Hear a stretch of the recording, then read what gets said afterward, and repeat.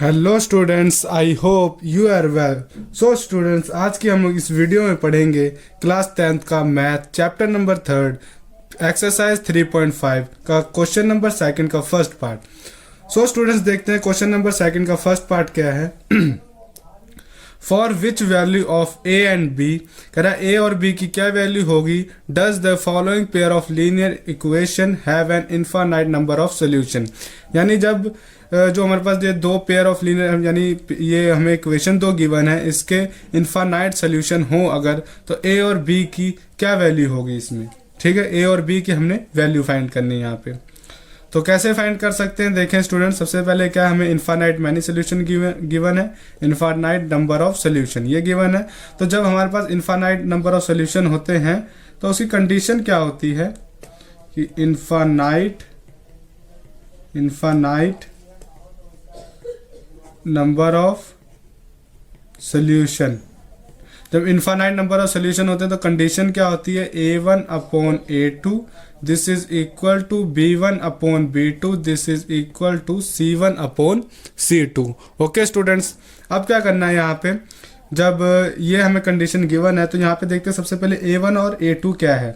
तो यहाँ पे a1 क्या है स्टूडेंट्स, 2 है, और a2 हमारे पास देखिए a1 कैसे पता करेंगे, फर्स्ट इक्वेशन में जो फर्स्ट टर्म होती है वो a1, ये b1, ये c1। और सेकंड इक्वेशन की बात करें तो a1 ये a2 ये होगा, a3 ये होगा, और c3 a2 b2 और ये c2 होगा। ओके, तो हमारे पास a2 क्या होगा, a minus b। Okay students, वैसे ही हम लोग देखें तो b1 क्या है हमारे पास 3 है, और b2 देखें क्या है a प्लस b है। ओके स्टूडेंट्स, एंड C1 देखें क्या है हमारे पास 7, और C2 देखें क्या है हमारे पास 3a plus b minus 2। Okay students, ये हमें कंडीशन गिवन है। तो अब क्या कर लेना, सबसे पहले हमको ये लेना है कि a1 upon a2 this is equal to b1 upon b2। तो इससे हम लोग एक इक्वेशन बना लेंगे, देखें कैसे, a1 upon a2 this is equal to b1 upon b2। तो a1 क्या है 2 है, और a2 क्या है a माइनस b है, दिस इज इक्वल टू, और हमारे पास b1 क्या है 3 है, और b2 क्या है a प्लस b है। ओके स्टूडेंट्स, अब हमने करना है क्रॉस मल्टीप्लाई। तो ये 2 इसके साथ मल्टीप्लाई करना है, तो 2a plus b this is equal to 3a minus b। Okay students, तो ये मल्टीप्लाई करेंगे तो हमारे पास 2a plus 2b this is equal to 3a minus 3b। अंदर हमने मल्टीप्लाई कर दिया, इस 2a को उधर ले जाएंगे तो 3a माइनस 2a, और ये माइनस का 3b इस 2b को उधर ले जाएंगे तो माइनस का 2b इक्वल टू 0। ठीक है स्टूडेंट्स, अब क्या करना है, ये 3a में से 2a माइनस करेंगे तो हमारे पास a आ जाएगा, और माइनस 3b माइनस 2b तो माइनस का 5b this is equal to 0। ये आ गई क्वेश्चन नंबर फर्स्ट। और हमने हमारे पास ये केस ये बन गया। दूसरा हम लोग ये ले लेते हैं कि b1 upon b2 this is equal to c1 upon c2। Okay students, अब हमने यहाँ पे सिंपल इसकी वैल्यू पुट कर लेनी है। b1 क्या है 3, और b2 क्या है a plus b this is equal to c1 7, और c2 क्या है 3a plus b minus 2। Okay students, अब हमने कर लेना है क्रॉस मल्टीप्लाई। सिमिलरली जैसे ये किया है तो 3a प्लस b माइनस का 2 दिस इज इक्वल टू 7, ये हो जाएगा a plus b। Okay students, 3 अंदर multiply, 3 3 9 plus 3b minus 3 to the 6 this is equal to 7a plus 7b। तो इसको करें 9a, इसको इधर ले आए, 9a माइनस का 7a, a को साथ रख लिया। वैसे ही 3b और इसको भी इधर ले आए तो माइनस 7b और माइनस का 6 इक्वल टू 0। तो अब ये क्या हो जाएगा, या फिर हम लोग 6 को इधर ही रखते हैं, बाद में उधर ले जाएंगे, कोई बात नहीं। तो 9a माइनस 7a कितना हो जाएगा 2a, और 3b माइनस का 7 में माइनस का 7b यानी 4b आ गया, दिस इज इक्वल टू 6 को उधर ले जाते हैं। और इन तीनों में से यानी यहाँ से 2, यहाँ से 2 और यहाँ से 2 कॉमन निकालेंगे।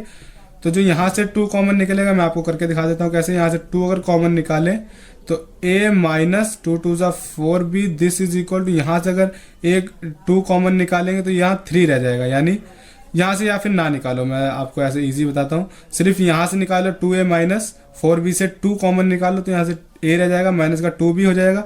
अब 2 यहाँ मल्टीप्लाई हो रहा है, यहाँ पे डिवाइड कर दो, easy. a minus 2b this is equal to 6/2, तो 2 3 जा 6, यानी ये हमारे पास एक इक्वेशन क्या आ गई, a minus 2b this is equal to 3। ये आ गई हमारे पास इक्वेशन नंबर सेकंड। अब देखिए इक्वेशन नंबर फर्स्ट बन गई, इक्वेशन नंबर सेकंड बन गई। हम लोग पिछली एक्सरसाइज में कर चुके हैं एलिमिनेशन मेथड या फिर सब्स्टिट्यूशन मेथड या फिर क्रॉस मल्टीप्लिकेशन मेथड। तो स्टूडेंट जब अब यहाँ पे हम लोग क्या करेंगे, क्रॉस मल्टीप्लिकेशन मेथड से सॉल्व करेंगे इसको। क्यों? क्योंकि हम लोग इस एक्सरसाइज में क्रॉस मल्टीप्लिकेशन मेथड ही पढ़ रहे हैं। तो यहाँ पे देखते हैं a1 क्या है, तो यहाँ पे न्यू पेज पे एक बार उतार लेते हैं इसको। a minus 5b this is equal to 0 हमारे पास फर्स्ट इक्वेशन है। एंड सेकंड इक्वेशन देखते हैं क्या है, तो ये क्या है, a minus 2b this is equal to 3 है हमारे पास सेकंड इक्वेशन है। तो हम लोग इसको पेज पे अब सॉल्व करते हैं, तो देखें कैसे सॉल्व होगा ये। तो सिंपल, सबसे पहले क्या करना है, हमने क्रॉस मल्टीप्लिकेशन से सॉल्व करना है। तो हम लोग क्रॉस मल्टीप्लिकेशन सॉल्व करने के लिए एक हमारे पास फॉर्मूला होता है 2312। ये नंबर होता है, आपको एज अ फॉर्मूला याद रखना होता है ये नंबर क्रॉस मल्टीप्लिकेशन के मेथड में। तो यहाँ पे मैं आपको बता दूं, यहाँ पे 2 3 1 2 क्या है, ये देखें यहाँ 2 है, यानी हम लोग लिखेंगे सेकंड टर्म, इक्वेशन की सेकंड टर्म। और ये थर्ड है, यानी फर्स्ट इक्वेशन की थर्ड टर्म 0 है। और फर्स्ट इक्वेशन की फर्स्ट टर्म a यानी 1 होगा, और 2 सेकंड टर्म -5। तो हमने ऐसे ही लेट करना है। तो पहले फर्स्ट इक्वेशन को ऑब्जर्व करना है। तो उसमें देखें सेकंड इक्वेशन सेकंड है, सेकंड यहाँ 2 लिखा है ना, मतलब फर्स्ट इक्वेशन की सेकंड टर्म यानी -5। ओके, और थर्ड टर्म देखें तो 0, अगेन फर्स्ट टर्म 1 और सेकंड टर्म -5। ओके स्टूडेंट्स, ये होगी फर्स्ट इक्वेशन। वैसे सेकंड इक्वेशन को हमने इसके नीचे लिख लेना है। तो सेकंड टर्म कौन सी, -2 है, और थर्ड टर्म क्या है, 3 है। थर्ड टर्म हमारे पास 3 है। तो इसको हम लोग क्या करना है स्टूडेंट, जो क्रॉस मल्टीप्लिकेशन होती है तो हम लोग ये एक साथ ही रख लेते हैं। यानी क्या है, ये इसको हम लोग और लिख सकते हैं ऐसे, a माइनस 2b इस 3 को इधर ले आओ, -3 इक्वल टू 0। इसको हम लोग ऐसे भी लिख सकते हैं रीअरेंज करके। तो यहाँ पे जो हमारे पास थर्ड टर्म होगी ना, वो -3 होगी। ये हम लोग ऐसे लेते हैं, यहाँ पे 0 था तो यहाँ पे क्या होगा, थर्ड टर्म 0 ही होगी, तो हमने सिंपल 0 लिख लिया। तो थर्ड टर्म क्या होगी, -3, और फर्स्ट टर्म क्या है यहाँ पे 1, और सेकंड टर्म क्या है -2। ओके स्टूडेंट्स, एक बार चेक कर लेते हैं, -5 0 1 -5 -2 -3 1 और -2। ये स्टूडेंट्स आपने कर लिया। ये करने के बाद क्या करना है आपको, यहाँ पे ये आपका रफ काम होने वाला है। यहाँ पे आपको फेयर काम में क्या कर लेना, a की वैल्यू चाहिए तो a upon this is equal to, b की वैल्यू चाहिए तो b upon this is equal to 1 upon, आपने ये ऐसा सेम उतार लेना है। ठीक है, अब क्या करना है, अब हमने a के नीचे क्या लिखे, डिनोमिनेटर में क्या लिखे, ये इसको हमने करना है क्रॉस मल्टीप्लाई यहाँ पे। तो देखिए 5 इंटू -3 यानी -5 इंटू -3 कितना आ जाएगा, 15। और आपको एक फॉर्मूले का माइनस इंक्लूड करना है, और 2 को 0 के संग मल्टीप्लाई करेंगे तो कितना आएगा, 0। तो हमने यहाँ पे लिख लिया 0।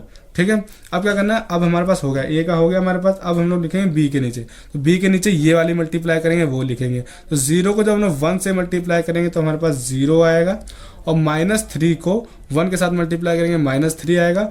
बट हमने यहाँ पे क्या करना है, फॉर्मूले वाला माइनस पाते हैं, तो माइनस माइनस प्लस का 3 आ जाएगा। ओके, अब 1 के नीचे ये वाला नंबर लिखना है। 1 - 2 हमारे पास -2 बन जाएगा, और 1 - 5 एक हमारे पास फॉर्मूले का माइनस होता है, तो ये प्लस का 5 हो जाएगा। आई होप स्टूडेंट्स आपको ये समझ में आ रहा होगा। अब क्या करना है, इसको हमने सॉल्व कर लेना है। तो a upon 15 this is equal to b upon 3 this is equal to 1 upon -2 + 5 हो जाएगा 3। अब क्या करना है, ये तीनों आपस में इक्वल हैं, तो यहाँ पे a upon 15 this is equal to 1 upon 3 को इक्वल रख लेना है, and b upon 3 this is equal to 1 upon 3 equal रख लेना है। ठीक है, ये आपस में इक्वल है तो हमने सेपरेट कर लिया, सिंपल ये है। तो हमने कर देना क्रॉस मल्टीप्लाई, तो ये 3a this is equal to 15, a की वैल्यू क्या आ जाएगी 15 अपॉन 3, तो 3 5 = 15, a की वैल्यू आ गई 5, एंड ऐसे हम b की वैल्यू निकाल लेंगे। तो 3b क्रॉस मल्टीप्लाई करके this is equal to 3, b की वैल्यू आ गई 3 अपॉन 3 यानी 3 से 3 कैंसिल, तो 1 आ गया, और b की वैल्यू आ गई हमारे पास 1। तो हमारे पास a की वैल्यू 5 आ गई और b की वैल्यू 1 आ गई। तो ये हो गया हमारे पास क्वेश्चन सॉल्व। क्योंकि हमारे पास जो क्वेश्चन में बोला था वो क्या बोला था, मैं एक बार दिखा दूंगा आपको। क्वेश्चन में बोला था which value for which value of A and B, A और बी की वैल्यू फाइंड करनी थी, तो हमने ए और बी की वैल्यू फाइंड कर ली है। तो हैंस ये हमारे पास क्वेश्चन होगा कंप्लीट। तो स्टूडेंट्स आपको कोई भी डाउट हो तो आप हमें कमेंट बॉक्स में पूछ सकते हैं, मैं आपका ज़रूर रिप्लाई दूंगा। Thank you so much.